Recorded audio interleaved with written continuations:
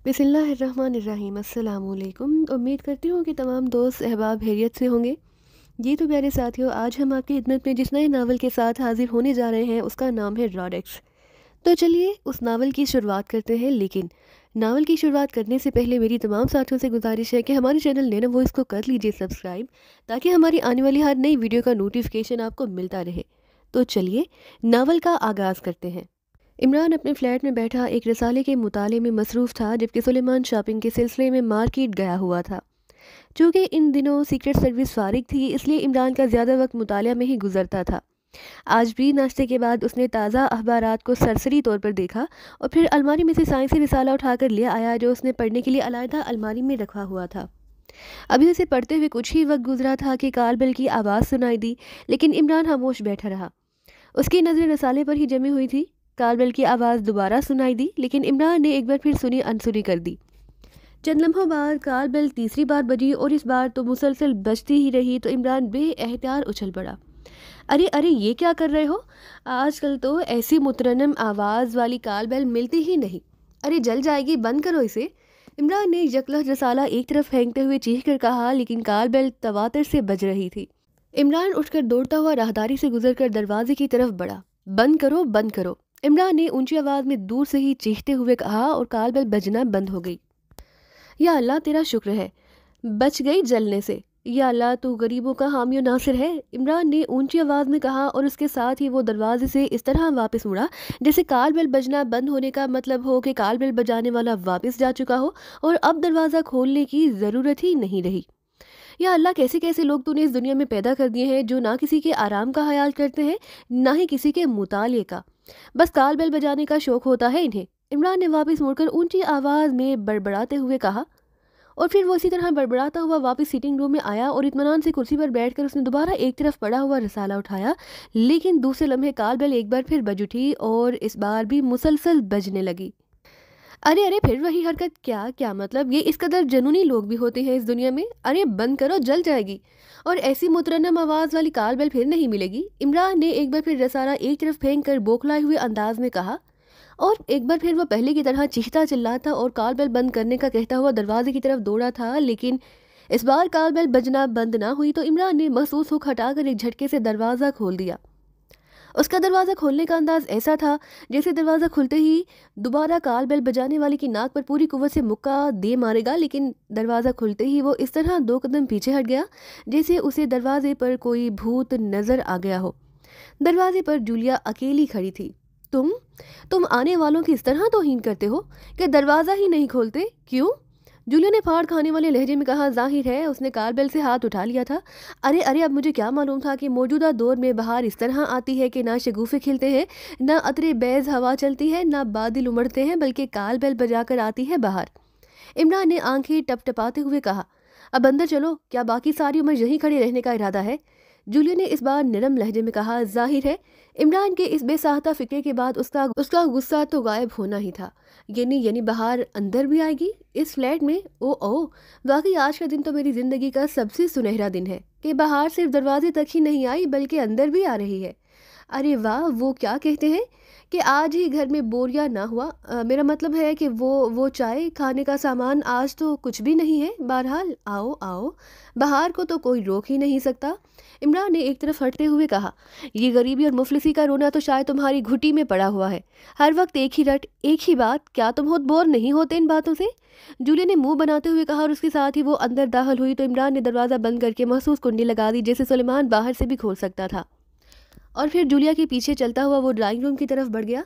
उससे जूलिया की बात का कोई जवाब ना दिया था। वो सुलेमान कहाँ है? जूलिया ने ड्राइंग रूम में सोफे पर बैठते हुए कहा। मार्केट गया हुआ है शॉपिंग करने, इमरान ने सादा से लहजे में कहा। इसके बावजूद तुम मुफलिसी और गरीबी का रोना रोते हो? तुमने पूछा नहीं कि मैं क्यों आई हूँ? जूलिया ने कहा। बाहर क्यों आती है सबको मालूम है, इमरान ने इसी तरह सादा से लहजे में जवाब दिया। बकवास मत करो, मैंने सीक्रेट सर्विस से इस्तीफ़ा दे दिया है और चीफ ने मेरा इस्तीफ़ा मंजूर भी कर लिया। मैंने स्विट्ज़रलैंड के लिए शाम की फ़्लाइट में बुकिंग भी करा ली है। मैंने सोचा कि बाकी साथियों से मिलने से पहले तुमसे मिल लूँ, क्योंकि इसके बाद शायद फिर हमारी मुलाकात कभी ना हो सके। जूलिया ने इंतहाई संजीदा लहजे में कहा। जाहिर है, कैसे हो सकती है? अब मेरे पास तो इतनी रकम है नहीं कि मैं यहाँ से स्विट्ज़रलैंड जहाज़ का किराया अदा कर सकूँ और या फिर मैं पैदल पहुँच सकूँ। हत्ता कि फ़ोन कॉल भी इन दिनों बेहद महंगी है, इसलिए फ़ोन पर भी मुलाकात नहीं हो सकती। इमरान ने बड़े सादा सा लहजे में जवाब दिया तो जूलिया के चेहरे पर यकलौत गुस्से के तासुरात उभर आए। तो तुम्हें मेरे जाने पर कोई दुख नहीं हुआ? जूलिया ने होंठ भींचते हुए कहा। आखिरी अल्फाज कहते हुए उसका लहजा गलूगीर हो गया। मिस जूलिया, हर रूह जाने के लिए ही आती है, कोई पहले जाता है कोई बाद में। इसमें दुख और खुशी वाली कौन सी बात है? आज अगर तुम जा रही हो तो कल कोई और जाने पर मजबूर हो जाएगा, ये तो रूटीन की बात है। इमरान ने पहले से ज्यादा खुश्क लहजे में जवाब देते हुए कहा। ठीक है, शुक्रिया, मैं ही अहमक हूँ कि तुमसे मिलने आ गई। अल्लाह हाफिज। जूलिया ने एक झटके से उठते हुए कहा। अरे अरे, 1 मिनट बैठो, इतनी भी क्या जल्दी है जाने की? फ्लाइट शाम की है और फ्लाइट का क्या है, वो तो रोजाना जाती रहती है, आज ना सही कल सही, कल ना सही परसों सही। इमरान ने कहा। नहीं, मैं आज शाम को हर हालत में रवाना हो जाऊंगी और सुनो, अगर हो सके तो एयरपोर्ट पर आ जाना। जूलिया ने आहिस्ता से कहा और उसके साथ ही वो मुड़ी और तेज से कदम उठाती ड्राइंग रूम से बाहर राहदारी में आगे बढ़ती चली गई और इमरान सोफे पर बैठा आंखें फाड़ता रह गया। चंद लम्हा बाद दरवाज़ा खुलने और फिर बंद होने की आवाज़ सुनाई दी तो इमरान ने एक तवील सांस लिया, उसके साथ ही तपाई पर पड़े हुए फ़ोन का रिसीवर उठा लिया और तेज़ी से नंबर डायल करने शुरू कर दिए। जूलिया ने जो कुछ बताया वो इसके लिए किसी धमाके से कम ना था, जबकि उसे वाकई किसी बात की खबर तक ना थी। X2। राब्ता कायम होते ही महसूस आवाज़ सुनाई दी। अली इमरान बोल रहा हूँ ताहिर। इमरान ने खुश्क और संजीदा लहजे में कहा। ओ इमरान साहब, आप फरमाइए। दूसरी तरफ से भी ताहिर ने भी असल आवाज़ और लहजे में बात करते हुए कहा। जूलिया अभी मेरे फ्लैट पर आई थी, इमरान ने कहा और इसके साथ ही उसने जूलिया की बताई हुई सारी बातें बता दी। ये आप क्या कह रहे हैं? वो कह रही थी कि चीफ ने उसका इस्तीफ़ा मंजूर कर लिया है और वो आज शाम की फ़्लाइट से वापस स्विट्ज़रलैंड जा रही है। इमरान ने कहा। ये क्या कह रहे हैं आप? ना मुझसे जूलिया ने इस्तीफ़ा की बात की, ना ही मैंने उसका इस्तीफ़ा मंजूर किया है। उसने 1 घंटा पहले मुझे फ़ोन किया और कहा किसी स्विट्ज़रलैंड याद आ रहा है और वो चाहती है कि कुछ दिन वहाँ जाकर गुजारे। चूँकि इन दिनों सीक्रेट सर्विस के पास कोई केस नहीं, इसलिए मैंने उसे इजाज़त दे दी और उसने मुझे बताया कि वो शाम की फ़्लाइट से ही जाना चाहती है, जिस पर मैंने उसे इजाज़त दे दी। मैंने उसे कहा कि वो बहरहाल लॉन्ग रेंज ट्रांसमीटर अपने पास रखे ताकि एमरजेंसी की सूरत हाल में उसे कॉल की जा सके। बस इतनी बात हुई है, ना उसने इस्तीफ़ा का जिक्र किया, ना ही कोई ऐसी बात की। ताहिर ने तफसील बताते हुए कहा। इसका मतलब है कि कोई चक्कर बहरहाल चल चुका है। ठीक है, मैं मालूम करता हूँ, इमरान ने कहा और कैडल दबाकर उसने राब्ता ख़त्म किया। फिर टोन आने पर उसने नंबर डायल करने शुरू कर दिए। सफदर बोल रहा हूँ। चंद लम्हों बाद सफदर की आवाज़ सुनाई दी। काश बोलने की बजाय कुछ याद कर लेते तो आज ये नौबत तो ना आती। इमरान ने कहा। आप इमरान साहब, क्या हुआ? हैरियत? दूसरी तरफ से सफदर ने चौंक कर कहा। अभी हैरियत पूछ रहे हो? मैंने तुम्हें कितना कहा, कितनी मिन्नतें की कि खुतबा निकाह याद कर लो, लेकिन तुमने परवाह नहीं की और नतीजा ये कि अब बहार हमेशा के लिए रूठ कर जा रही है। अब बताओ तुम्हारे बोलने का क्या फ़ायदा? इमरान ने जवाब देते हुए कहा। क्या मतलब? ये सुबह सुबह आपने क्या पहेलियां बुझवाना शुरू कर दी हैं? क्या हुआ है? सफदर ने इंतहाई उलझे हुए लहजे में कहा तो इमरान ने उसे जूलिया की आमद और उसकी बताई हुई बातें बता दी। जूलिया जा रही है और चीफ ने उसका इस्तीफ़ा मंजूर कर लिया है, ये कैसे मुमकिन है? क्या वाकई वो जूलिया ही थी? सफदर ने इंतहाई हैरत भरे लहजे में कहा तो इमरान समझ गया कि सफदर को भी अभी इल्म नहीं हो सका। तुम्हारा मतलब है कि अब मैं जूलिया को भी ना पहचान सकूंगा?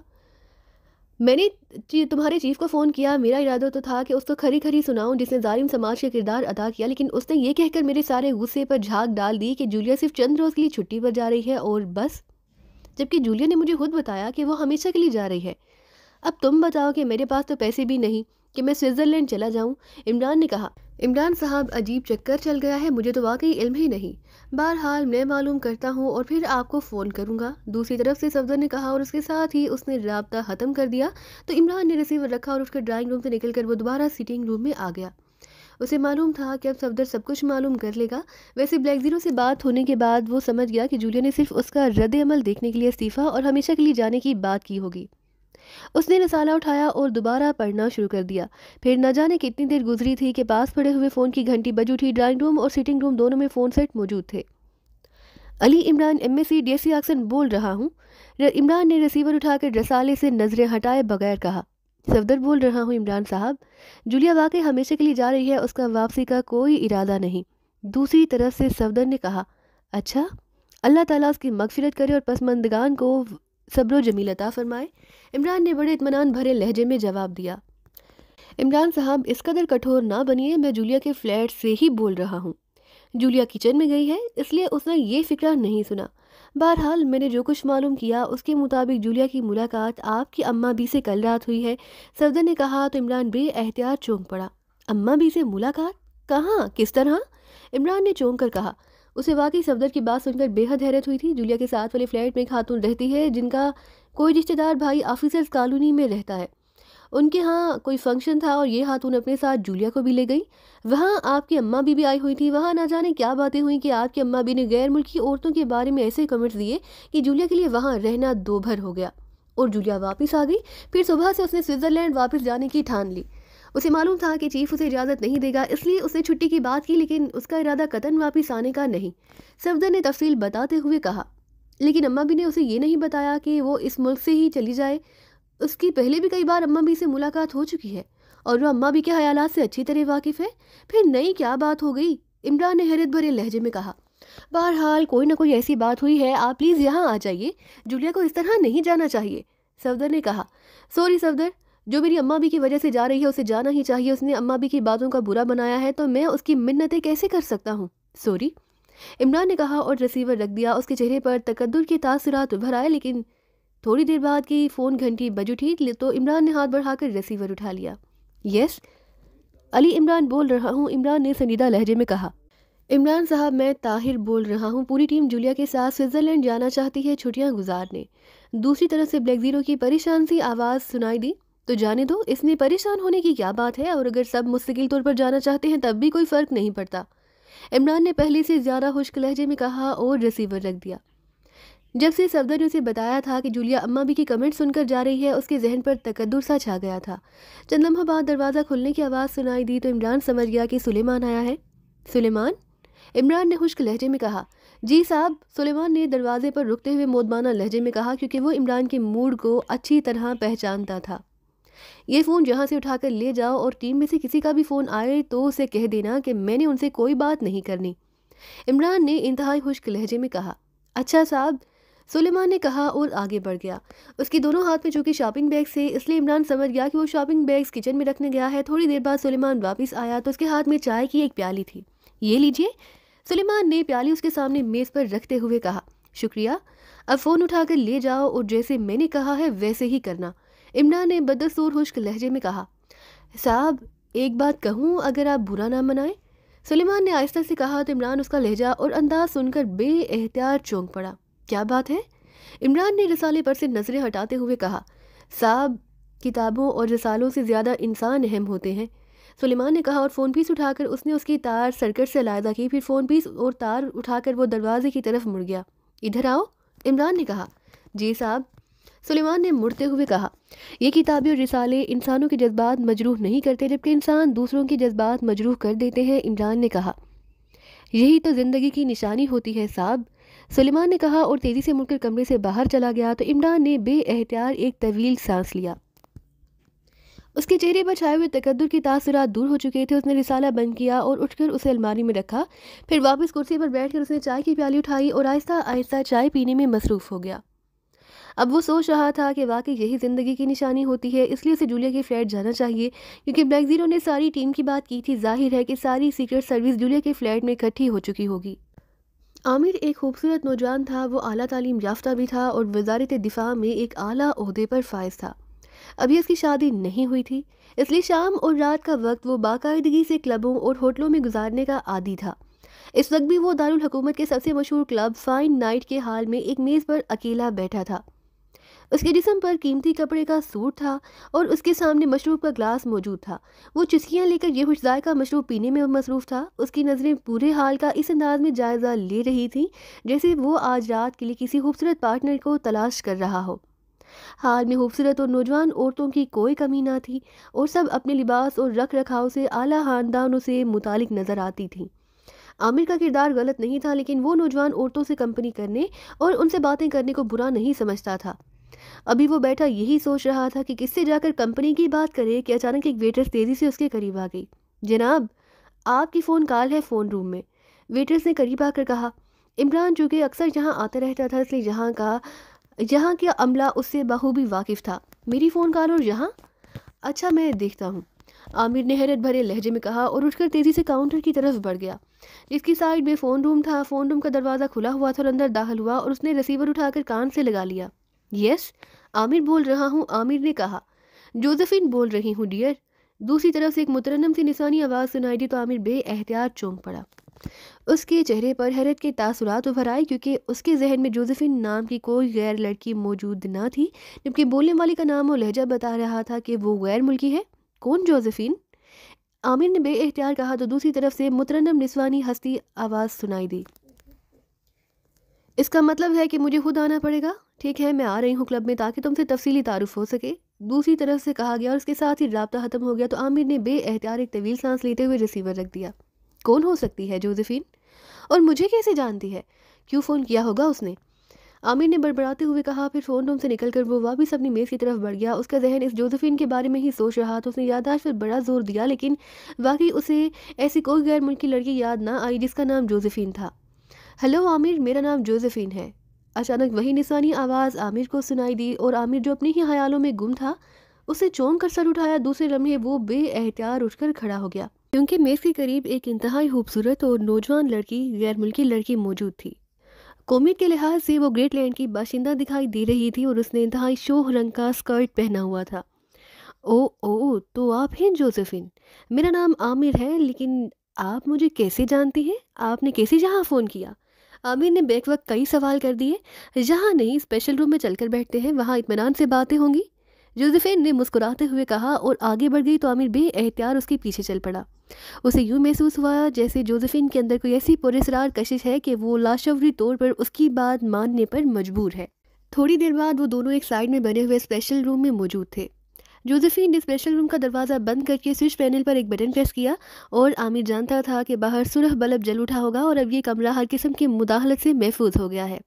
फिर जोसेफिन मुड़ी और उसने अलमारी खोलकर उसमें से शराब की एक बोतल और 2 जाम उठाए, उन्हें लाकर मेज़ पर रखा और वो दूसरी तरफ मौजूद कुर्सी पर बैठ गई। आमिर किसी मामूल की तरह कुर्सी पर बैठा उसे ये सब कुछ करता देख रहा था। तुम यकीनन हैरान हो रहे होगे कि मुझे यहाँ के बारे में सब कुछ इल्म है, जबकि पहले तुम्हारी और मेरी मुलाकात नहीं हुई और ना तुमने मुझे कभी यहाँ देखा होगा। जोसेफिन ने मुस्कुराते हुए शराब दोनों जामों में डालते हुए कहा। उसकी आवाज़ में लगावट थी और उसका लहजा बेहद मुतरन्नम था। हाँ, वाकई मैं बेहद हैरान हो रहा हूँ, आमिर ने एक तवील सांस लेते हुए कहा। मैं 2 रोज़ पहले ग्रेटलैंड से यहाँ पहुँची हूँ और 10 साल पहले मैं यहाँ से गई थी और 10 साल बाद वापस आकर भी मैंने यही देखा कि यहाँ की कोई चीज़ तब्दील नहीं हुई। बहरहाल तुम्हें मज़ीद हैरत ज़दा करने के बजाय मैं बता दूँ कि इस क्लब के मालिक जेम्स काक की मैं सगी भतीजी हूँ और अंकल जेम्स काक ने ही मुझे बचपन से पाला था और 10 साल पहले मैं ग्रेटलैंड में अपनी मम्मी के पास चली गई क्योंकि मेरे वालिद मेरे बचपन में ही फोत हो गए थे। मेरी मम्मी ने वहाँ ग्रेटलैंड में दूसरी शादी कर ली और अंकल जेम्स मुझे अपने साथ पाकिस्तान ले आए। वो कई साल पहले जहाँ मुस्तकिल तौर पर शिफ्ट हो गए थे और ये क्लब उन्होंने बनाया था। फिर जब मैं 10 साल की हुई तो मेरी मम्मी के दूसरे हामिद भी फोत हो गए और मम्मी वहाँ अकेली रह गई, तो उन्होंने मुझे बुला लिया और मैं उनके साथ रहने लगी। अब 6 माह पहले मेरी मम्मी भी फोत हो गई हैं। मैं तो वहाँ रहना चाहती थी लेकिन अंकल जेम्स ने मुझे यहाँ बुलवा लिया और मैं अंकल की बात नहीं टाल सकती, इसलिए मैं यहाँ आ गई। जोसेफिन ने शराब का एक जाम आमिर के सामने रखते हुए अपने बारे में तफसील बता दी। और लेकिन तुम मेरे बारे में कैसे जानती हो? आमिर ने शराब का जाम उठाते हुए कहा। वो आदि शराब नोश ना था लेकिन बहरहाल शराब पीने में कोई हर्ज भी ना समझता था क्योंकि जिस सोसाइटी में वो उठता बैठता था वहाँ शराब आम इस्तेमाल की जाती थी। यही बात बताने के लिए तो मैंने ये लंबी चौड़ी तफसील बताई है। मैंने ग्रेटलैंड में कंप्यूटर साइंस में आला तालीम हासिल की है और मैं चाहती हूँ कि जहाँ अपनी इस तालीम से फ़ायदा उठाऊँ। मुझे मालूम हुआ है कि वजारत दिफा में इस सिलसिले में कुछ ऐसी पोस्ट मौजूद हैं जिनसे मुझे दिलचस्पी है, लेकिन वहाँ किसी गैर मुल्की को सर्विस नहीं दी जाती। हालांकि मेरा बचपन पाकिस्तान में ही गुजरा है, लेकिन अब बहरहाल मैं ग्रेटलैंड की बाशिंदा हूँ। मुझे एक साहब ने बताया कि वजारत दिफा के डायरेक्टर जनरल आतिफ रज़ा साहब अगर चाहें तो उनके पास एहतियात हैं कि वो मुझे सर्विस दे सकते हैं। और तुम्हारे आतिफ रज़ा साहब से गहरे ताल्लुकात हैं क्योंकि तुम उनकी करीबी रिश्तेदार हो। फिर जब मैंने तुम्हारे बारे में मज़ीद मालूमात हासिल की तो मुझे पता चला कि तुम यहाँ इस क्लब में आते जाते रहते हो। मैंने यहाँ काउंटर पर कह दिया कि जब भी तुम आओ तो मुझे इत्तला दे दी जाए। मैं अंकल के साथ क्लब के रहायशी हिस्से में ही रहती हूँ। चनाचे मुझे कॉल कर दी गई। मैंने सोचा कि तुम्हें फ़ोन करके वहीं रहायशी हिस्से में बुलवा लूँ, लेकिन तुम्हारी इस बात सुनकर मुझे एहसास हुआ कि जब तक तुमसे तफसीली मुलाकात नहीं होती तब तक बात नहीं बन सकती। इसलिए मैं यहाँ आ गई और फिर मुझे तुम्हारी निशानदेही कर दी गई और मैं तुम्हारे पास पहुँच गई। जोसेफिन ने शराब पीने के साथ साथ मज़ीद तफसील बताते हुए कहा। फिर आमिर ने उसकी तालीम और तजुर्बे के बारे में ज़रूरी बातें पूछी। फिर उसने एक तवील सांस लिया। सॉरी जोसेफिन, मैं तुम्हें कोई गलत उम्मीद नहीं दिलाना चाहता। आतिफ रज़ा साहब मेरे दूर के रिश्तेदार ज़रूर हैं, लेकिन वो इंतहाई बाअसूल और सख्त मिजाज आदमी है, इसलिए वो मेरी तो क्या किसी की बात नहीं मानेंगे। फिर तुम्हें मुलाजमत करने की ज़रूरत ही क्या है? आमिर ने कहा, अरे मुझे वाकई ज़रूरत नहीं, लेकिन मैं अपनी तालीम को ज़ाया भी नहीं करना चाहती। क्या ऐसा हो सकता है कि तुम मेरी मुलाकात आतिफ रज़ा साहब से करवा दो, किसी ऐसी जगह जहाँ कोई और मुदाखलत ना कर सके? मुझे यकीन है कि मैं उन्हें मना लूँगी, जोसेफिन ने कहा। तो आमिर बेएहतियात खिलखिलाकर हंस पड़ा। तुम समझ रही हो कि आतिफ रज़ा साहब मेरी तरह जवान होंगे? अरे नहीं, वो रिटायरमेंट के करीब हैं, इसलिए तुम उन्हें नहीं मना सकोगी। आमिर ने हंसते हुए कहा, मुझे मालूम है कि डायरेक्टर जनरल के ओहदे पर पहुंचने वाला आदमी जवान नहीं हो सकता, और मेरा ये मतलब भी नहीं था जो तुमने समझा। मेरा मतलब था कि जब मैं उन्हें तफसील बताऊंगी तो वो ज़रूर बात मान जाएंगी। और ये भी बता दूं कि अगर मुलाकात करा दो तो चाहे वो माने या ना माने, लेकिन तुम्हारी मेरी दोस्ती बहरहाल हो जाएगी। ऐसी दोस्ती कि तुम खुद इस दोस्ती पर फख्र करोगे। जोसेफिन ने कहा, कब मिलना चाहती हो? आमिर ने दोस्ती की बात सुनते ही चहक कर पूछा। उसकी आंखों में यकला चमक से उभर आई, क्योंकि उसे भी जोसेफिन बहरहाल बेहद पसंद आई थी। अगर वो अभी मिला दो तो फिर बाकी रात हम कंपनी भी कर सकते हैं, जोसेफिन ने बड़ी बेबाकी से कहा। ओह तो आओ। आतिफ रज़ा साहब इस वक्त ऑफिसर्स क्लब में होंगे, वहाँ आसानी से मुलाकात हो जाएगी, आमिर ने उठते हुए कहा। लेकिन वहाँ तो बड़ा रश होगा, जोसेफिन ने कहा। अरे नहीं, वहाँ चंद ही लोग होते हैं, बूढ़े और रिटायर टाइप, किसी भी कमरे में बैठ जाएंगे, वहाँ किसने आना है, आमिर ने कहा। पहले उनसे फ़ोन पर बात तो कर लो, ऐसा ना हो कि हम वहाँ जाएं और दूसरे से मिलने से ही इनकार कर दें, जोसेफिन ने कहा। अच्छा ठीक है, आमिर ने कहा और दरवाजे की तरफ बढ़ गया। जोसेफिन उसके पीछे थी। थोड़ी देर बाद वो फ़ोन रूम में पहुंच गए। आमिर ने रिसीवर उठाया, नंबर प्रेस करने शुरू कर दिए। आखिर में उसने लाउडर का बटन भी प्रेस कर दिया ताकि होने वाली बातचीत जोसेफिन भी सुन सके। ऑफिसर्स क्लब, एक निस्वानी आवाज़ सुनाई दी। मैं आमिर हयात बोल रहा हूँ। यहाँ मेरे अंकल वजारती दिफा के डायरेक्टर जनरल आतिफ रज़ा साहब होंगे, उनसे मेरी बात तो करा दें, आमिर ने कहा। जी बेहतर, होल्ड ऑन करें, दूसरी तरफ से कहा गया। हेलो, आतिफ रज़ा बोल रहा हूँ।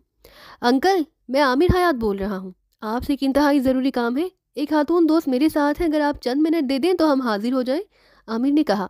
खातून दोस्त और मुझसे ज़रूरी काम, क्या कह रहे हो? दूसरी तरफ से हैरत भरे लहजे में कहा गया। अरे आप इजाज़त तो दें, तफसील वहीं बता दूंगा, सिर्फ चंद मिनट लूँगा आपके, प्लीज़ अंकल, आमिर हयात ने मिन्नत भरे लहजे में कहा। ओके ठीक है, आ जाओ, मैं बाहर कहलवा देता हूँ, आतिफ रज़ा ने कहा और आमिर ने उनका शुक्रिया अदा किया, फिर रिसीवर रख दिया। आओ, आमिर ने मुड़कर साथ खड़ी जोसेफिन से मुस्कुराते हुए कहा।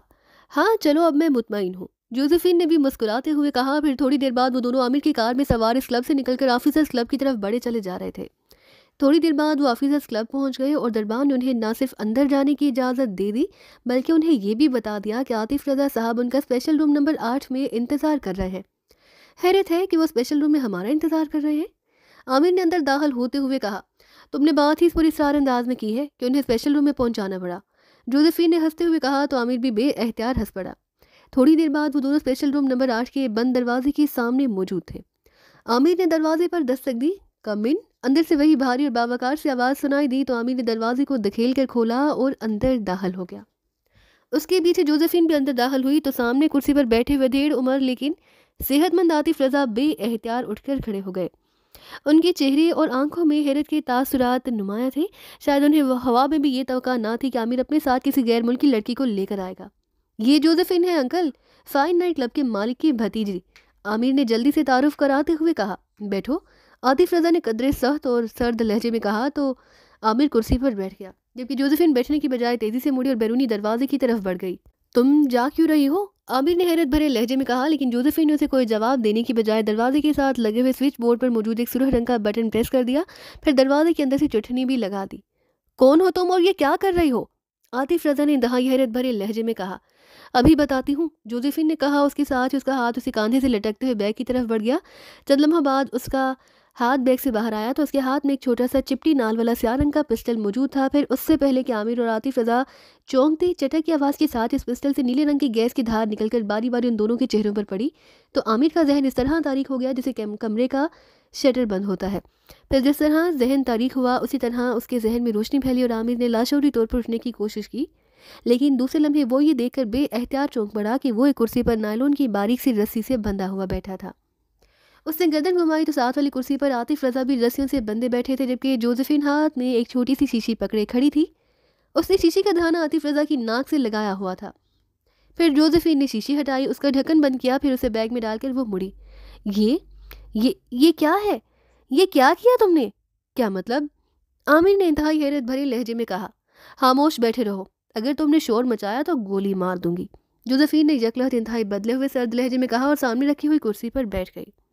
उसकी समझ में नहीं आ रहा था कि जोसेफिन ने ये सब कुछ क्यों किया और किस लिए किया, लेकिन जाहिर है रस्सी से इस अंदाज में बंधा हुआ था कि मामूली सी हरकत भी ना कर सकता था, और कमरा साउंड प्रूफ था। उसे ये भी मालूम था कि जब तक बाहर सुरह बल्ब जलता रहेगा इस वक्त तक कोई अंदर दाखिल नहीं हो सकता, ना ही कोई फ़ोन कॉल होगी, चाहे पूरी रात ही क्यों ना गुजर जाए। ये इन क्लबों का असूल था। चंद लम्हा बाद आतिफ रजा ने कराहते हुए आंखें खोल दी, और फिर पहले उन्होंने आमिर की तरफ बेएहतियार उठने की कोशिश की, लेकिन जब वो सिर्फ कसमसा कर रह गए तो उनकी नज़रें पहले आमिर पर और फिर सामने बैठी हुई जोसेफिन पर जम गईं। ये क्या हो रहा है? कौन हो तुम? क्यों तुमने ये सब कुछ किया? आमिर, ये क्या चक्कर है? आतिफ रजा ने कहा। आमिर को कुछ मालूम नहीं, उसे तो मैंने सिर्फ तुम तक पहुंचने का जरिया बनाया। और ये भी सुन लो कि अगर मैं तुम दोनों को यहाँ गोली मार दूं तो सारी रात तुम्हारी लाशें यहीं पड़ी रहेंगी और कोई अंदर दाखिल ना होगा। इसलिए अगर तुम दोनों अपनी जानें बचाना चाहते हो तो मेरे साथ ताउन करो, जोसेफिन ने कहा। कैसा ताउन? कौन हो तुम? खोलो मुझे, ये क्या है नॉनसेंस? इस बार आतिफ रजा ने इंतहाई वसीले लहजे में कहा। वो हैरत के पहले झटके से निकल आए थे। तुम्हारा एक बेटा है जिसका नाम डॉक्टर कामिल है। वो शुआई हथियारों का माहिर है और वजारत दिफा के तहत किसी लेबॉर्ट्री में काम करता है। मैंने उससे मिलना है, तुम उसे जहाँ बुलवाओ। जोसेफिन ने आतिफ रजा से मुहातिब होकर सर्द लहजे में कहा। अहमक हो तुम? कामिल यहाँ दारुल हुकूमत में नहीं, वो इन दिनों एक साइंसी कॉन्फ्रेंस में शिरकत के लिए कामन गया हुआ है। उसकी वापसी 10-15 रोज बाद होगी। तुम्हें उससे क्या काम है? आतिफ रजा ने हैरत भरे लहजे में कहा। काम तो उसी से है, लेकिन क्या तुम अपनी बात कंफर्म करा सकते हो? जोसेफिन ने कहा। मैं दुरुस्त कह रहा हूँ, मुझे क्या ज़रूरत है झूठ बोलने की? आतिफ रजा ने कहा। देखो आतिफ रजा, मुझे मालूम है कि तुम्हारी बीवी फोत हो चुकी है और डॉक्टर कामिल तुम्हारा इकलौता बेटा है। वो भी गैर शादीशुदा है, इसलिए तुम अपनी रिहाइश गाह में अकेले रहते हो। मैंने पहले डॉक्टर कामिल के बारे में छानबीन की है, लेकिन वो किसी ऐसी खुफिया लेबॉर्ट्री में काम कर रहा है जिसका इल्म नहीं हो सका। लेकिन जाहिर है बाप को तो मालूम होगा कि इसका बेटा कहाँ है, इसलिए मैंने आमिर को जरिया बनाया। जहाँ तुम्हारे पास पहुँच गई, मुझे डॉक्टर कामिल से एक शुआई हथियार के फार्मूले के सिलसिले में कुछ वजाहतें करवानी है, और ये वजाहतें सिर्फ डॉक्टर कामिल ही कर सकता है। इसलिए अगर तुम उसे यहाँ बुला लो तो मैं उसे वजाहतें करा के खामोशी से वापस चली जाऊंगी, वरना दूसरी सूरत यही है कि मैं तुम दोनों को गोली मारकर हलाक कर दूँ, खामोशी से यहाँ से चली जाऊँ। मैं मेकअप में हूँ और मेकअप तब्दील करके मैं दूसरा मेकअप कर लूँगी। आमिर को मैंने सिर्फ चक्कर दिया था कि मैं फ़ाइन नाइट क्लब के मालिक की भतीजी हूँ, इसलिए मेरे बारे में कोई ना जान सकेगा। और तुम्हारी हलाकत के बाद लामहला डॉक्टर कामिल जहाँ भी होगा लाजमन वापस घर पहुँचेगा, और मुझे मालूम है कि तुम मुसलमानों में अगर कोई हलाक हो जाए तो तीसरे दिन उसके तमाम अजीज़ों अकारब और दोस्त अहबाब इकट्ठे होते हैं और उसके लिए दुआएं करते हैं। जाहिर है डॉक्टर कामिल लामहला तुम्हारा इकलौता बेटा होने की वजह से चाहे ज़मीन के किसी दूसरे किनारे पर ही क्यों ना हो, इस तकरीब में लाजमन शरीक होगा। इसके बाद मैं उससे मिलकर अपना काम करा लूँगी, लेकिन तुम और आमिर दोनों बहरहाल मारे जाओगे। इसलिए अगर तुम झूठ बोल रहे हो तो फिर सच बोलकर अपनी ज़िंदगी बचा लो, जोसेफिन ने इंतहाई सर्द लहजे में कहा। अरे मैं सच कह रहा हूँ, तुम बेफिक्र रहो। सुबह सवेरे ऑफिस आ जाना, मैं तुम्हारे सामने कामिल को कॉल करके जल्द से जल्द वापस आने का कह दूंगा। जब वो वापस आएगा तो मैं खुद उसे कहूँगा कि वो तुम्हारा काम कर दे। आतिफ रजा ने कहा। ठीक है, अब इसके सिवा और कोई चारा नहीं कि तुम्हें हलाक कर दिया जाए, वो जहाँ हो या बाहर खुद बहुत पहुँच जाएगा, जोसेफिन ने कहा। दूसरे लम्हे उसके हाथ में मौजूद छोटे से पिस्टल ले जक शोले उगले और कमरा आतिफ रजा के हलक से निकलने वाली चीख से गूंज उठा। फिर इससे पहले कि आमिर कुछ समझता, इस बार शोले उसकी तरफ लिपके और उसके जिस्म ने एक ज़ोरदार झटका खाया। उसे एक लम्हे के लिए यूं महसूस हुआ जैसे उसके सीने में गरम गरम सलाहें उतरती चली गई हों। उसके साथ उसका सांस उसके हलक में किसी गोली की तरह फंस गया। उसने सांस लेने की कोशिश की, लेकिन दूसरे लम्हे उसका जहन गहरी तारीकी में डूबता चला गया। इमरान ने जूलिया के फ्लैट पर पहुंचकर जैसे ही कॉल बेल का बटन प्रेस किया तो दूसरे लम्हे दरवाज़ा खुल गया। दरवाजे पर हावर मौजूद था। आप आइए, आपका ही सब इंतज़ार कर रहे थे, हावर ने मुस्कुराते हुए कहा और एक तरफ हट गया। अच्छा, वेरी गुड, इसका मतलब है कि सफदर ने खुतबा निकाह याद कर लिया है। वाह, इमरान ने अंदर दाखिल होते हुए कहा। सफदर ने तो खुतबा निकाह याद नहीं किया, अलबत्ता तनवीर ने अपने रिवाल्वर में गोलियां डाल ली हैं। हावर ने दरवाज़ा बंद करके इमरान के पीछे चलते हुए कहा। अरे वो क्यों? खुदकुशी तो हराम है, इमरान ने कहा तो हावर बेएहतियात हंस पड़ा। इमरान राहदारी से गुजरकर जब बड़े कमरे में पहुंचा तो वहां वाकई पूरी टीम मौजूद थी, लेकिन वहां इस तरह खामोशी थी जैसे कोई मर्ग हो गई हो। सबके चेहरे सोते हुए थे और वो खामोश बैठे थे। अस्सलामु अलैकुम वरहमतुल्लाहि वबरकातुहू, सफदर ने स्पार्ट लहजे में जवाब देते हुए कहा। बाकी सब ने सिर्फ सर हिलाने पर ही इक्तफा किया, जबकि एक कुर्सी पर बैठी हुई जूलिया इसी तरह स्पार्ट चेहरा लिए बैठी रही। क्या हुआ? क्या चीफ बा कज़ाए इलाही? इमरान ने कुर्सी पर बैठते हुए कहा तो सब बेएहतियार चौंक पड़े। बकवास मत करो, ये सब कुछ तुम्हारी वजह से हो रहा है। अचानक तनवीर ने इंतहाई उसीले लहजे में कहा। मेरी वजह से? अरे मुझसे कसम ले लो कि मैंने चीफ को हलाक करना तो एक तरफ उसकी हलाकत की दुआ भी मांगी हो, इमरान ने जवाब देते हुए कहा। इमरान साहब, जूलिया हमेशा के लिए स्विट्ज़रलैंड जा रही है। चाहते हैं कि ये ना जाए, लेकिन जूलिया ने हतमी फैसला कर लिया। हमने चीफ से कहा कि हम छुट्टियां गुजारने जूलिया के साथ स्विट्ज़रलैंड जाना चाहते हैं। चीफ ने तो मंजूरी दे दी, लेकिन जूलिया नहीं मान रही। आप प्लीज़ इन्हें समझाएं। अचानक कैप्टन शील ने कहा। इसीलिए नहीं मान रही होगी कि फिर मेरे साथ कौन जाएगा वहाँ? इमरान ने मुस्कुराते हुए कहा तो जूलिया समेत सब बेएहतियार चौंक पड़े। आपके साथ? क्या मतलब? जाहिर है वो चाहती है कि अपने मुल्क से बाकायदा विदा होकर पाकि जाए, और अगर तुम सब उसके साथ चले गए तो फिर मेरे साथ बारात में शामिल होकर कौन जाएगा? इमरान ने जवाब देते हुए कहा। शट अप, खबरदार अगर आइंदा ये बात मुंह से निकाली तो जुबान खींच लूंगी। तुमने क्या समझ रखा है मुझे? क्या मैं कोई गिरी हुई चीज़ हूँ? क्या मैं इस कदर बेवकूफ़ हूँ कि जो चाहे मेरे बारे में बात कर दे? तुम्हें नहीं मालूम तो मैं बता दूँ कि स्विट्ज़रलैंड मेरा ख़ानदान तुम्हारे ख़ानदान से ज़्यादा मोअज़्ज़ज़ और ज़्यादा अमीर है। और ये भी सुन लो कि अगर तुम वहाँ आए तो दूसरा सांस नहीं ले सकोगे। और तुम सब भी सुन लो, मेरे साथ कोई नहीं जाएगा, मैं अकेली जाऊँगी। तुम सब मुझे भूल जाओ और बस। जूलिया ने यकलहत फट पड़ने वाले लहजे में कहा। क्या एयरपोर्ट पर सियाफ करने भी ना जाए? इमरान ने हैरत भरे लहजे में कहा। तुम नहीं, बाकी बेशक एयरपोर्ट आ सकते हैं, तुम नहीं होगे। हाँ, जूलिया ने फाड़ खाने वाले लहजे में कहा। एयरपोर्ट से बाहर खड़े होकर तो तुम्हें हाथ मिलाकर अलविदा कह सकता हूँ, या इसकी भी इजाज़त नहीं। मैं तुमसे बात नहीं करना चाहती। तुम खुद आए हो और खुद जाओ, और हमारे यहाँ खुद आने वाले को हमारे ख़ानदान में भगाने का रिवाज नहीं। इसलिए मैं अपने मोअज़्ज़ज़ ख़ानदान के रिवाज के मुताबिक तुम्हें गेट आउट नहीं कह रही, वरना मैं तुम्हें धक्के देकर यहाँ से निकाल देती, जूलिया ने चीखते हुए लहजे में कहा। और इमरान समझ गया कि जूलिया को असल में किस बात पर गुस्सा है। उसे मालूम था कि उसकी अम्मा भी की नुक्ता नज़र से जो लड़कियां अकेली गैर मुल्कों से यहाँ आ जाती हैं वो उनकी नज़र में किसी घटिया ख़ानदान की हो सकती हैं, क्योंकि उनके ख्याल के मुताबिक आला ख़ानदान से ताल्लुक़ रखने वाली लड़कियाँ कभी महरम के बगैर किसी गैर मुल्क का सफ़र नहीं कर सकती। इसलिए लामहला अम्मा भी ने ये बात इस फंक्शन में कर दी होगी, जिसे जूलिया अपने ऊपर ले गई, और उसके नतीजे में ये सारी कार्रवाई हो गई। अब वाह, फिर तो वाकई बहुत अच्छा रिवाज है। मैं खुद आ जाऊंगा सेहरा बांध कर, फिर रिवाज के मुताबिक तुम मुझे भुगा ना सकोगी, इमरान ने मुस्कुराते हुए कहा। इमरान साहब, क्या ऐसा मुमकिन है कि आपकी अम्मा भी जूलिया से माजरत कर ले? अचानक साले ने कहा तो इमरान उसकी बात सुनकर बेएहतियात चौंक पड़ा। माजरत अम्मा भी करे? किस बात पर? इमरान का लहजा यकलहत खुश्क हो गया। तुम खामोश रहो सालिया, मुझे किसी की माजरत की ज़रूरत नहीं। इमरान और उसका ख़ानदान ही इस दुनिया में आला और शरीफ ख़ानदान है, बाकी सब तो कमीने और घटियाँ हैं, जूलिया ने कहा। क्या अम्मा भी ने तुम्हें कुछ कहा? कहाँ बात हुई है और क्या बात हुई है? इमरान का लहजा मज़ीद खुश्क हो गया। मैंने आपको फ़ोन पर बताया था कि एक फ़ंक्शन में आपकी अम्मा भी मौजूद थी और जूलिया भी अपनी हमसाई की वजह से इस फंक्शन में गई। वहाँ और भी गैर मुल्की औरतें और लड़कियाँ मौजूद थी। वहाँ आपकी अम्मा भी ने कहा कि जो लड़कियाँ बगैर महरम की दूसरे ममालिक में आती जाती रहती हैं वो घटिया ख़ानदानों की होती हैं। शरीफ ख़ानदान की लड़कियाँ कभी ऐसा नहीं कर सकती, सफदर ने वजाहत करते हुए कहा। तो इसमें माजरत वाली कौन सी बात है? ये अम्मा भी का अपना नुक्ता नज़र है, गलत है या सही है? इमरान का लहजा बेहद खुश्क हो गया। जूलिया ने उसे अपने ऊपर तन समझा और इसीलिए वापस जा रही है। सालिया ने कहा। अगर ये बात है तो एक बार नहीं लाख बार जाए जूलिया। अगर ये इस कदर तंग मिजाज बन गई है कि जनरल बात को खुद ब खुद अपने ऊपर ले लेती है तो ऐसी तंग मिजाज को चले ही जाना चाहिए। और अगर तुम कहो तो मैं तुम्हारी चीफ से कहकर इसका इस्तीफ़ा मंजूर करा दूँ, इमरान ने इंतहाई खुश्क लहजे में कहा। उसके चेहरे पर एक बार फिर संजीदगी के आसार छा गए। तुम कुछ ना करो, तुम्हें मेरे लिए कुछ करने की ज़रूरत ही नहीं, मेरा तुमसे कोई ताल्लुक नहीं, जूलिया ने इंतहाई उसीले लहजे में कहा। अगर ताल्लुक नहीं तो फिर अम्मा बी की बात का तुमने बुरा क्यों मनाया? क्या बाकी लड़कियां भी वापस चली गई हैं अम्मा बी की बात सुनकर? इमरान ने मुंह बनाते हुए कहा।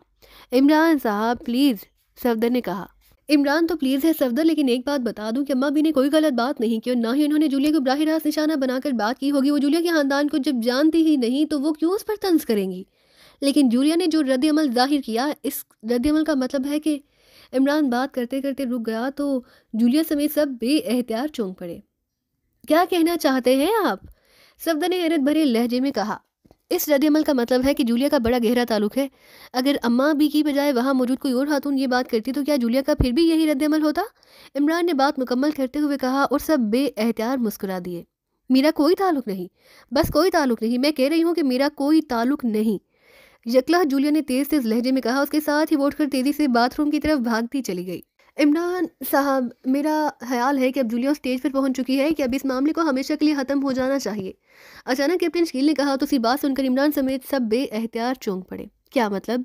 तुम्हारा मतलब है कि जूलिया को वाकई चले जाना चाहिए? सफदर ने हैरत भरे लहजे में कहा। दो सूरतें हैं, या तो जूलिया और इमरान की शादी करा दी जाए या फिर जूलिया को वापस भेज दिया जाए। वो वहाँ जाकर इमरान साहब को भूल तो ना सकेगी, लेकिन बहरहाल जहाँ रहकर उसकी जो जहनी कैफियत है उसमें बहरहाल फ़र्क आ जाएगा। कैप्टन शकील ने कहा। अरे अरे, कुर्बानी का बकरा मुझे क्यों बना रहे हो? क्या कुर्बानी देने के लिए मैं ही रह गया हूँ? इमरान ने चौंक कर कहा तो सब इस तरह चौंक कर इमरान की तरफ देखने लगे जैसे उन्हें इमरान के फिक्रे पर हैरत हो रही हो। ये आप क्या कह रहे हैं इमरान साहब? कैप्टन शकील ने कहा। हाँ, हावर ने मुझे बता दिया कि तनवीर ने अपने रिवाल्वर में गोलियां डाल ली हैं और जाहिर है जैसे उसे यकीन आ गया कि ऐसा हो सकता है तो उसने ये गोलियां मेरे सीने में उतार देनी है। अब तुम लोग खुद ही बताओ। इमरान ने मुंह बनाते हुए कहा। मेरा वाकई तुम्हारे सीने में गोलियां उतारने का इरादा था, लेकिन जूलिया की जो हालत मैंने देखी है उसके बाद यही हो सकता है कि मैं ये गोलियां अपने सीने में उतार लूं। तनवीर ने कहा। सुनो, मेरी बात सुनो, मैंने अपना इरादा बदल दिया है। मैं नहीं चाहती कि तुम और तनवीर के लिए कोई मसला पैदा करूं, इसलिए मैंने इरादा बदल दिया। अब मैं यही रहूंगी, लेकिन आज के बाद मैं इस सिलसिले में बिल्कुल गैर जानिबदार रहूंगी। आज के बाद तुम मेरे मुंह से कोई बात नहीं सुनोगे और ना ही किसी जज्बातीपन का इजहार करूंगी। अचानक जूलिया ने बाथरूम से बाहर आते हुए कहा और इमरान बेएहतियात मुस्कुरा दिया और सारे साथियों के सोते हुए चेहरे भी बेएहतियात खिल उठे, क्योंकि जूलिया ने बहरहाल फैसला बदल दिया था और उन्हें मालूम था कि जो जूलिया चाहे भी तो इस जज्बातीपन से अपना पीछा नहीं छुड़ा सकती। लेकिन मिस जूलिया, क्या ऐसा नहीं हो सकता कि हम सब स्विट्जरलैंड में छुट्टियां गुजारें? सफदर ने मुस्कुराते हुए कहा। अरे हाँ, क्यों नहीं, जूलिया ने जवाब दिया। इमरान साहब, आपने भी साथ जाना है? सफदर ने इमरान से मुखातिब होकर कहा। अरे मैं गरीब आदमी हूँ, इतनी महंगी तफरीह का खर्च नहीं उठा सकता, इसलिए मेरी तरफ से माजरत है। मैं बहरहाल जहाँ बैठकर तुम सबके हक में दुआ करूंगा। इमरान ने सादा लहजे में जवाब दिया। इमरान नहीं जाना चाहता तो ना जाए, हम सब चलेंगे। किसी और के बोलने से पहले जूलिया ने कहा। ओके फिर, मुझे इजाज़त। हाँ शुक्रिया, जूलिया ने बड़े स्पार्ट से लहजे में कहा तो इमरान मुस्कुराता हुआ मुड़ा। अगर इमरान नहीं जाएगा तो फिर मैं भी नहीं जाऊंगा, अचानक तनवीर ने कहा तो सिर्फ जूलिया समेत सब साथी बल्कि इमरान ने भी बेएहतियात चौंक कर खड़ा हो गया। क्यों? तुम तो इमरान के सबसे बड़े मुखालिफ हो। तुम्हारे ख्याल के मुताबिक तो इमरान की मौजूदगी में तफरीह हो ही नहीं सकती, और दूसरी बात ये कि इमरान पाकिस्तान सीक्रेट सर्विस का मेंबर नहीं। तो ठीक है, उसको हायर कर लिया जाता है, लेकिन इसका मतलब ये नहीं कि वो अब मुस्तकिल तौर पर हमारे साथ चिमट जाए। जूलिया ने तेज तेज लहजे में कहा। मैं इमरान का मुखालिफ नहीं हूँ। इमरान बातें ही ऐसी करता है कि मुझे गुस्सा आ जाता है, लेकिन ये बता दूं कि मैं इमरान की दिल से कदर करता हूँ और मैं ये बर्दाश्त नहीं कर सकता कि तुम लोग इमरान को इस तरह झटक दो जैसे उसका हमसे कोई ताल्लुक ही ना हो। तनवीर ने कहा। मैं तुम्हारे हलूस की कदर करता हूँ तनवीर, लेकिन मुझे झटका नहीं चाहिए। मैं खुद नहीं जा रहा, इमरान ने मुस्कुराते हुए कहा। इमरान साहब, अगर आप नहीं जाएंगे तो फिर कोई भी नहीं जाएगा, मिस जूलिया भी नहीं जाएंगी, सफदर ने कहा।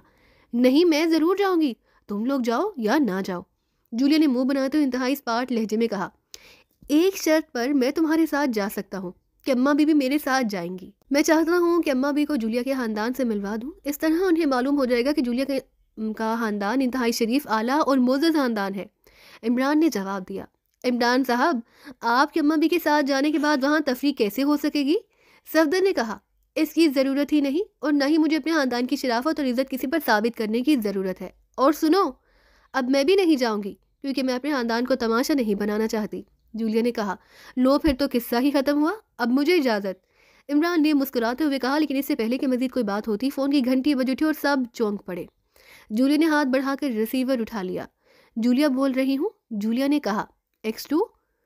दूसरी तरफ से X2 की महसूस आवाज़ सुनाई दी। इमरान जहाँ मौजूद है? दूसरी तरफ से सर्द लहजे में पूछा गया। यस चीफ, जूलिया ने कहा। रिसीवर दो उसे, चीफ ने कहा तो जूलिया ने रिसीवर इमरान की ओर बढ़ा दिया। Ali Imran MAC DSC accent बोल रहा हूँ, इमरान ने अपने महसूस लहजे में बात करते हुए कहा। सरदावर ने सर सुल्तान को बताया कि पाकिस्तान के एक साहिबजान डॉक्टर कामिल को उसके वालिद की रिहाइश गाह में गोली मारकर हलाक कर दिया गया है। उसकी लाश जिस अंदाज में मिली है, इससे मालूम हुआ कि उसे कुर्सी पर रस्सियों से बांधकर पहले उस पर तशद्दुद किया गया, फिर उसे हलाक कर दिया गया, जबकि ये डॉक्टर कामिल किसी अहम दिफाई हथियार पर काम कर रहा था। तुम इस सिलसिले में काम करो, मेरा ख्याल है कि कोई नया केस शुरू हो गया है। चीफ ने तेज लहजे में कहा। लेकिन आपने ये काम पाकिस्तान सीक्रेट सर्विस के जिम्मे क्यों नहीं लगाया जनाब?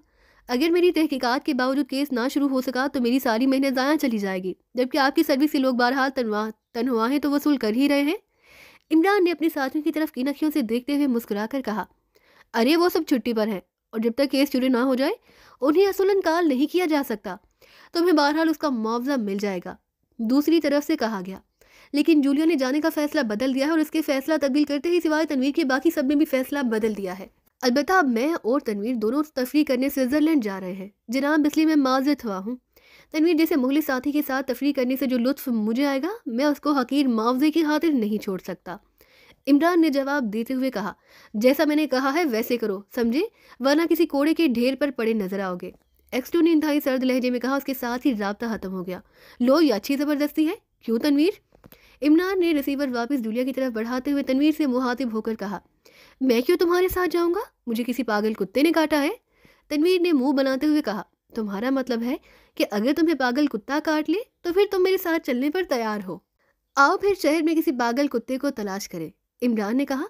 इमरान साहब, चीफ ने अगर ये काम आपके जिम्मे लगाया है तो जाहिर है उन्होंने कुछ सोच कर ही लगाया होगा। सफदर ने कहा। एक शर्त पर मैं काम कर सकता हूँ कि जूलिया मेरे साथ इसमें शरीक रहे। इमरान ने कहा।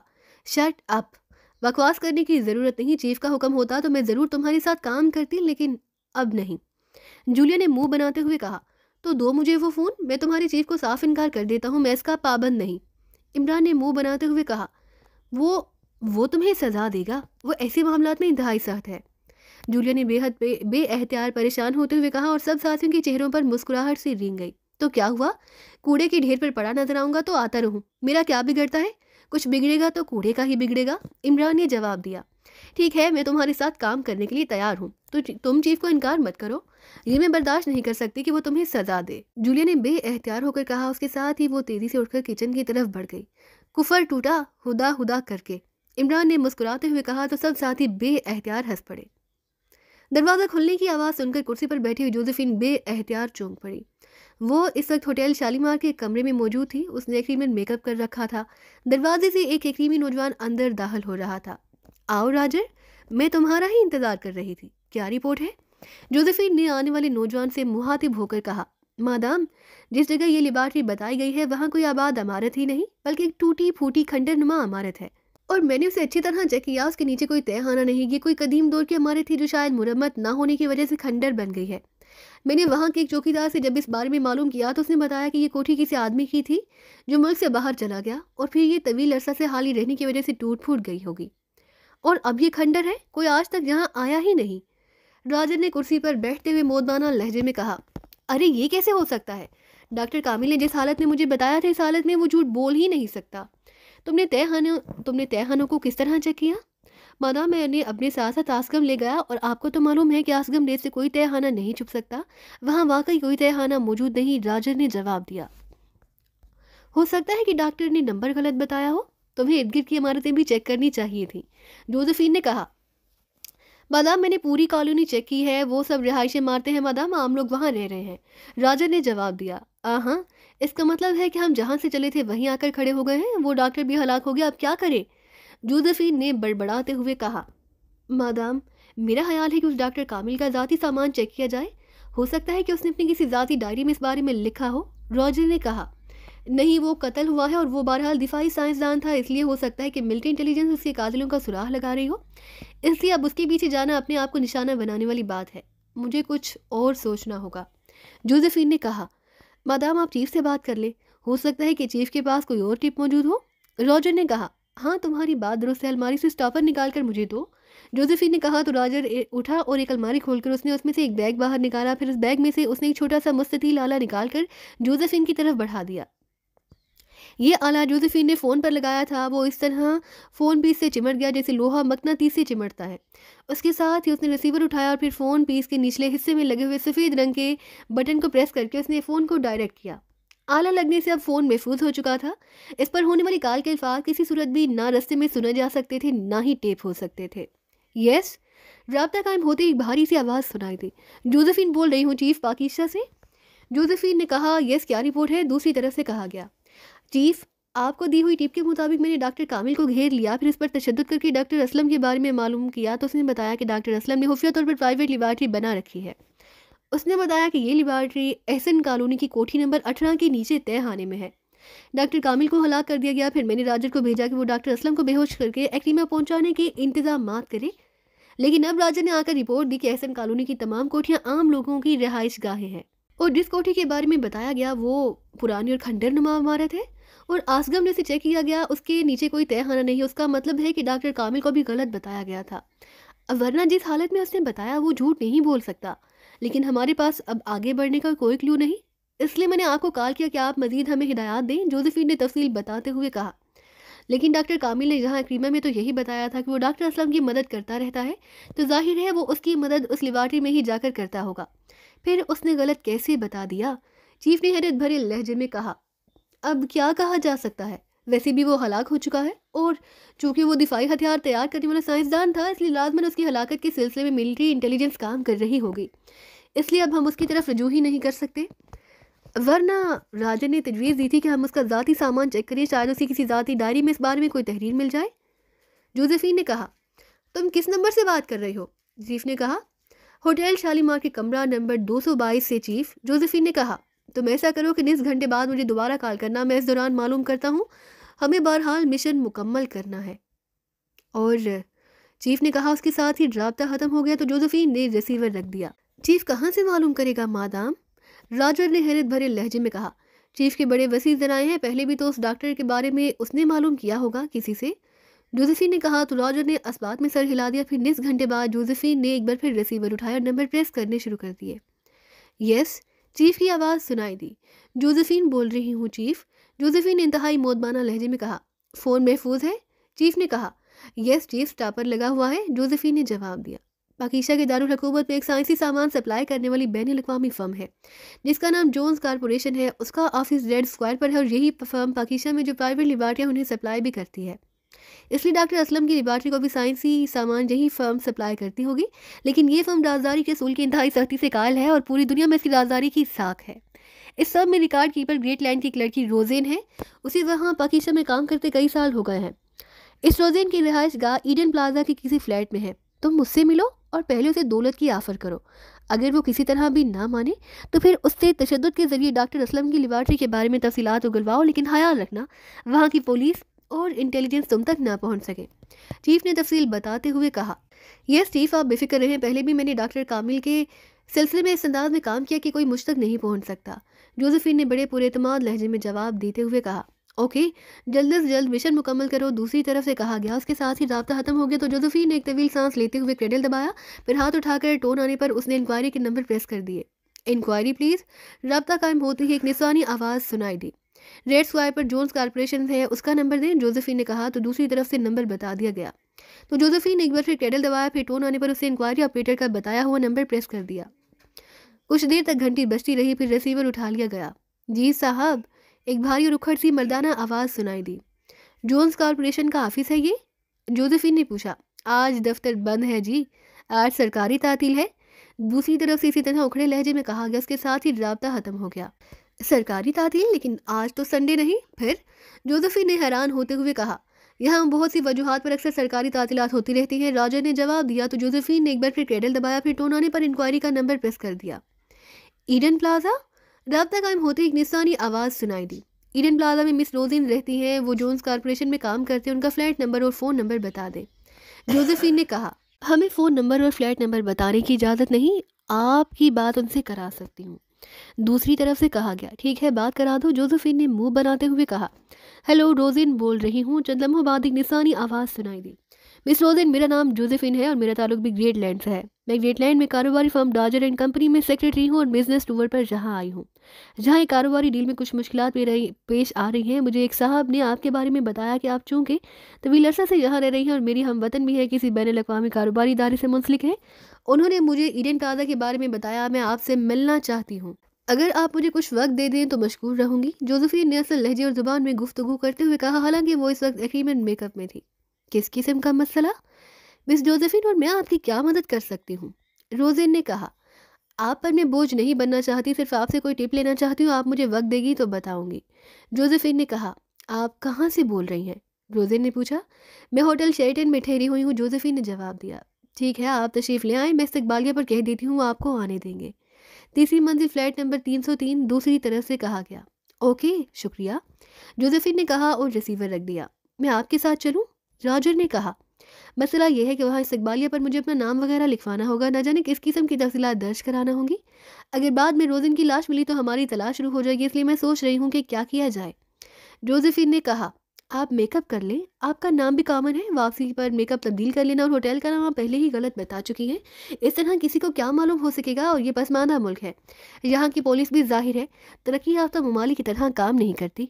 रॉजर ने कहा, ठीक है, फिर तुम फिलहाल मेरे साथ मत जाओ, मैं अकेली जाती हूँ। जोसेफिन ने कहा तो रॉजर ने असबात में सर हिला दी, फिर उठकर बैरूनी दरवाजे की तरफ बढ़ गया।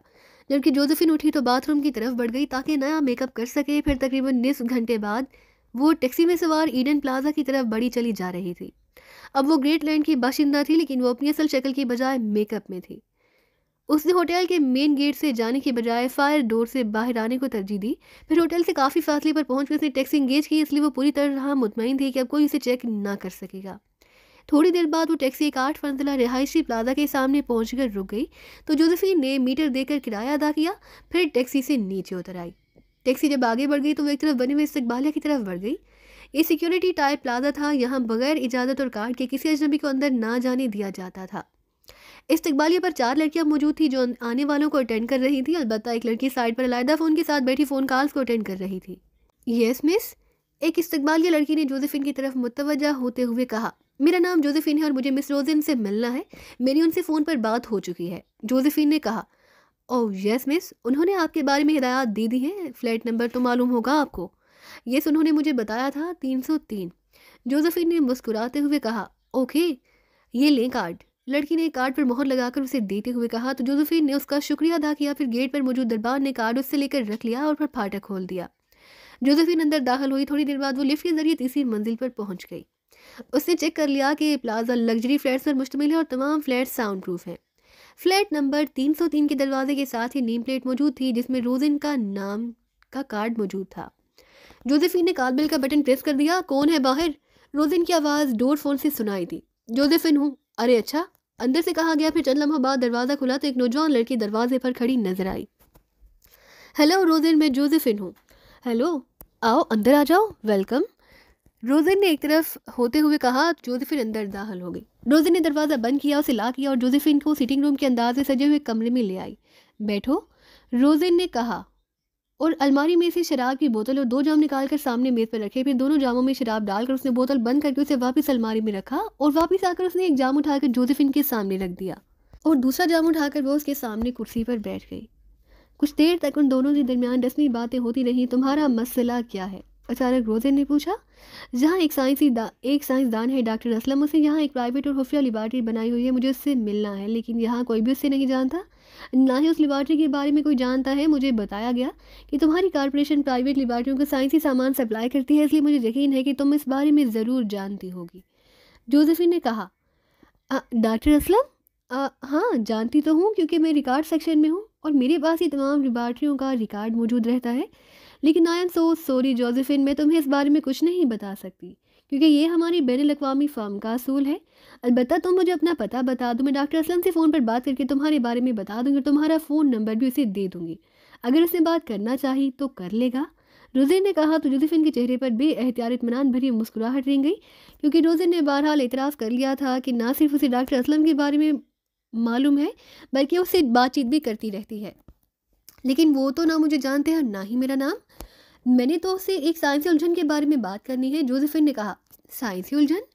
क्या मतलब? तुमने तो बताया था कि तुम्हारा ताल्लुक कारोबारी इदारे से है। रोज़िन ने चौंक कर हैरत भरे लहजे में कहा। मैंने दुरुस्त बताया था, हमारा बिजनेस ही यही है कि हम ऐसी उलझनों को हल कराएं जिस किस्म की ये उलझन है उसे डॉक्टर असलम ही हल कर सकते हैं क्योंकि इस सब्जेक्ट पर डॉक्टर असलम अथॉरिटी हैं। जोसेफिन ने सामने पड़ा हुआ अपना बैग उठाकर उसे खोलते हुए कहा। सॉरी जोसेफिन, मैं बहरहाल डॉक्टर असलम के बारे में तुम्हें कुछ नहीं बता सकती। रोज़िन ने जवाब दिया तो जोसेफिन ने बैग में से वो एक चेकबुक निकाली। ये गारंटीड चेकबुक है, तुम जो रकम चाहो इस पर लिख दो, चेक लाजमन कैश हो जाएगा और किसी को कानो कान खबर भी नहीं होगी और तुम्हारी राजदारी भी कायम रहेगी। जोसेफिन ने मुस्कुराते हुए कहा, साथ ही बैग से एक खूबसूरत बाल पेन निकाल लिया। नहीं जोसेफिन, ये मेरी फितरत के खिलाफ है। आई एम सो सॉरी, अब तुम जा सकती हो। रोजिन का लहजा यकलौत सर्द हो गया। ओके, तुम्हारी मर्जी, जोसेफिन ने कहा। उसके साथ उसने बालपन के पिछले हिस्से को अंगूठे से 2 बार दबाया। कटक कटक की आवाज़ के साथ ही उसकी नोक से सफ़ेद रंग के धुएं की बारीक सी धार निकलकर सामने बैठी हुई रोजिन के चेहरे से टकराई और रोजिन के मुंह से हल्की सी चीख सी निकल गई। उसके साथ ही उसकी आंखें बंद हो गई और जिस्म ढीला पड़ता चला गया, जबकि जोसेफिन ने सांस रोक रखा था। चंद लम्हों बाद उसने सांस लिया, फिर उसने बाल पॉइंट और चेकबुक वापस बैग में रखी और बैग से उसने एक खंजर निकाल कर मेज़ पर रखा और बैग बंद करके वो उठ खड़ी हुई। थोड़ी देर बाद उसने फ्लैट के स्टोर से रस्सी का एक बंडल तलाश कर लिया। उसने इस रस्सी की मदद से रोजिन को कुर्सी के साथ बांध दिया। उसके बाद उसने मेज़ पर पड़ा हुआ शराब का जाम उठा लिया, जिसमें अभी थोड़ी सी शराब मौजूद थी। उसने एक हाथ से रोजिन का मुंह दबाया, उसका सर ऊंचा करके उसने शराब उसके हलक में डेल दी, फिर जाम हाली करके उसने मेज़ पर रखा और फिर मेज़ को एक तरफ हटाकर वो रोजिन के सामने कुर्सी रखकर इत्मीनान से बैठ गई। अलबत्ता उसने खंजर उठा लिया। चंद लम्हों बाद रोजिन ने कराहते हुए आंखें खोल दी, फिर लाशौरी तौर पर उठने की कोशिश की, लेकिन जाहिर है रस्सी की वजह से वो सिर्फ कसमसा कर रह गई। अलबत्ता उसके चेहरे पर तकलीफ के साथ साथ हैरत के तासुरात भी उभर आए। ये तुमने क्या किया? ये मुझे क्यों बांधा? रोजिन ने कहा। तुम अहमक लड़की हो रोजिन, जब मैं तुम्हें दौलत भी दे रही हूँ और राजदारी का वादा भी कर रही हूँ तो तुम हाँ पसमानदा सूलों से चिमटी हुई हो। तुम्हें मालूम तो है कि जो काम हमने करना है वो बहरहाल कर लिया जाता है, इसलिए मैं आखिरी बार कह रही हूँ कि सब कुछ बताकर अपनी जान बचा लो, वरना इस खंजर से तुम्हारी दोनों आंखें निकाल दूंगी, कान काट दूंगी, नाक काट दूंगी, चेहरे पर इतने जख्म डालूंगी कि तुम्हारा चेहरा किसी चुड़ैल से भी बदतर हो जाएगा। फिर मैं देखूंगी कि तुम्हारी वो फर्म जिसकी राजदारी तुम्हें अजीज है तुम्हारे लिए क्या करती है। तुम कूड़े के ढेर पर पड़ी नजर आओगी और कोई तुम पर थूकेगा भी नहीं। जोसेफिन ने इंतहाई सर्द लहजे में कहा और उसके साथ उसने हाथ में पकड़ा हुआ खंजर रोजिन की आंखों के सामने लहराना शुरू कर दिया। ओ प्लीज़ ऐसा मत करो, रोजिन ने कहा। दूसरे लम्हे जोसेफिन का हाथ हरकत में आया और रोजिन की हलक से क्राह से निकल गई। जोसेफिन ने खंजर की नोक से उसके गाल पर हराज से डाल दी। ये इब्तदा है, जोसेफिन ने इंतहाई सर्द लहजे में कहा। मुझे मत बारो, मैं बता देती हूँ। इस बार रोजिन इंतहाई खौफजदा से लहजे में कहा। चूंकि एक कारोबारी ऑफिस में काम करने वाली लड़की थी वो, इसलिए वो ये दबाव बर्दाश्त ना कर सकती थी। बोलो, लेकिन ये सोचकर बताना कि तुम्हें ये बात कंफर्म भी कराना होगी, जोसेफिन ने इसी तरह सर्द लहजे में कहा। मैं सब कुछ सच सच बताऊंगी, प्लीज़ मुझे मत मारो, रोजिन ने खौफजदा से लहजे में कहा। तो बताओ जल्दी, वरना, जोसेफिन ने खंजर उसकी आंखों के सामने लहराते हुए सर्द लहजे में कहा। डॉक्टर असलम अधेड़ उम्र आदमी है। उसने दारुल हुकूमत के मज़ाफ़ात में एक गांव जिसे रशीद नगर कहा जाता है, वहाँ एक बड़ी सी हवेली के तहखानों में लिबार्ट्री बना रखी है। ये हवेली उसके अबाव अजदाद की मलकियत है। इस गांव की बेशतर ज़मीनें भी उसकी मलकियत है, इसलिए वो इंतहाई अमीर आदमी है। उसे दौलत की परवाह नहीं, लेकिन वो अजीब सी खसूसियत का मालिक है। उस पर जैसे दौरे पड़ते हैं। कभी वो कई माह तक लिबार्ट्री से बाहर नहीं आता और वहाँ किसी को जाने की इजाज़त भी नहीं, और कभी वो कई हफ्ते यहाँ दारुल हुकूमत में होटलों में रहकर खूब दिल भरकर अय्याशी करता है। इस वक्त वो सिर्फ एक अमीर आदमी होता है और महसूस ही नहीं होता कि ये शख्स कोई बड़ा साइंसदान भी हो सकता है। एक बार सप्लाई के सिलसिले में जब उसने जनरल मैनेजर से बात करनी थी तो जनरल मैनेजर की सेक्रेटरी की गलती से कॉल मुझसे मिल गई और फिर वो मेरी आवाज़ सुनकर ही मुझ पर आशिक हो गया और उसने मुझे 5 स्टार होटल में दावत दे दी। मैं वहाँ गई तो उसने मुझे इतनी दौलत दे दी कि मेरे तस्वुर में भी ना था। मैंने ऑफिस से छुट्टी ले ली, 1 हफ्ता मैंने उसके पास गुजारा, फिर वहाँ से वापस चला गया। उसने मुझे अपना खसूसी फ़ोन नंबर दे दिया। मैंने उसे फ़ोन किया तो उसने मुझे कहा कि वो मसरूफ़ है, इसलिए 1 माह तक दारुल हुकूमत नहीं आ सकता, लेकिन मुझे मज़ीद दौलत की ज़रूरत थी, इसलिए मैंने उसे इस बात पर रज़ामंद कर लिया कि मैं खुद वहाँ आ जाती हूँ और वो मान गया। फिर मैं 1 माह की छुट्टी लेकर वहाँ गांव चली गई, लेकिन वो पूरा महीना मेरे पास ना आया। अलबत्ता उसने मेरी मर्ज़ी के मुताबिक दौलत दे दी थी। इस तरह अब भी अक्सर हमारी मुलाकातें होती रहती हैं। वो मुझे बेहद पसंद करता है, रोज़िन ने पूरी तफसील बताते हुए कहा। इससे बात करो और उसे बताओ कि तुम मुझे इसके पास भेज रही हो एक साइसी उलझन के सिलसिले में, और उसे रज़ामंद करो कि वो मुझसे मिल ले, वरना तुम्हारा हशर वही होगा जो मैंने पहले बताया है। जोसेफिन ने कहा। मैं बात करती हूँ, मुझे रस्सी से निजात दिलाओ, रोज़िन ने कहा। नंबर बताओ, जोसेफिन ने कहा। तो रोज़िन ने नंबर बता दिया। जोसेफिन ने फ़ोन का रिसीवर उठाया और नंबर प्रेस करने शुरू कर दिए। आखिर में उसने लाउडर का बटन भी प्रेस कर दिया, फिर रिसीवर रोज़िन के कान से लगा दिया। जी।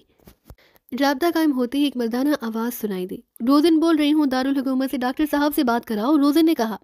जी अच्छा, होल्ड ऑन करें, दूसरी तरफ से कहा गया। फिर कुछ देर की खामोशी के बाद एक और मर्दाना आवाज़ सुनाई दी। डॉक्टर असलम बोल रहा हूँ। बोलने वाले के लहजे में भारीपन था। रोज़िन बोल रही हूँ, डियर डॉक्टर, तुम तो मुझे भूल ही गए, रोज़िन ने बड़े लाड भरे लहजे में कहा। तुम भला भूलने वाली चीज़ हो रोज़िन? तुम यकीन करो, मेरी ज़िंदगी में हज़ारों नहीं तो सैकड़ों लड़कियाँ आई होंगी, लेकिन तुमसे मिलकर जो मुसरत मुझे मिलती है वो उससे पहले आज तक नहीं मिली। लेकिन इसमें एक इंतहाई अहम काम में मसरूफ़ हूँ, इसलिए एक माह मज़ीद नहीं आ सकता। दूसरी तरफ से कहा गया, तुम इजाज़त दो तो मैं खुद आ जाऊँ? रोज़े ने कहा, अरे नहीं, मैंने बताया कि मैं बेहद मसरूफ़ हूँ। डॉक्टर असलम ने जवाब दिया, क्या तुम मेरी खातिर एक घंटा भी नहीं निकाल सकते? हाँ, मैं अपने साथ तुम्हारे लिए खसूसी तोहफा भी लेकर आऊंगी। रोज़न ने कहा, तोहफा? क्या मतलब, कैसा तोहफा? डॉक्टर असलम ने चौंक कर कहा, मुझे मालूम है कि तुम्हें क्या पसंद है और क्या नहीं। सुनो, ग्रेटलैंड से मेरी फ्रेंड मेरे पास आई है, उसका नाम जोसेफिन है। यह हर लिहाज से तुम्हारी पसंद पर पूरी उतरती है। मुझसे समझो 10 गुना ज़्यादा, और उससे भी थोड़ी सी रकम की ज़रूरत है। तुम खुश हो जाओगे, अगर तुमने इनकार कर दिया तो फिर वो वापस चली जाएगी। रोज़न ने कहा, ओ क्या वाकई तुम दुरुस्त कह रही हो? दूसरी तरफ से डॉक्टर असलम ने इंतहाई इश्तियाक भरे लहजे में कहा। जी तो प्यारे साथियों, रॉडिक्स के पहले हिस्से का अख्ताम यहीं पर होता है। अब हम आपकी खिदमत में हाजिर होंगे इसके दूसरे हिस्से के साथ। तब तक के लिए अल्लाह हाफिज़।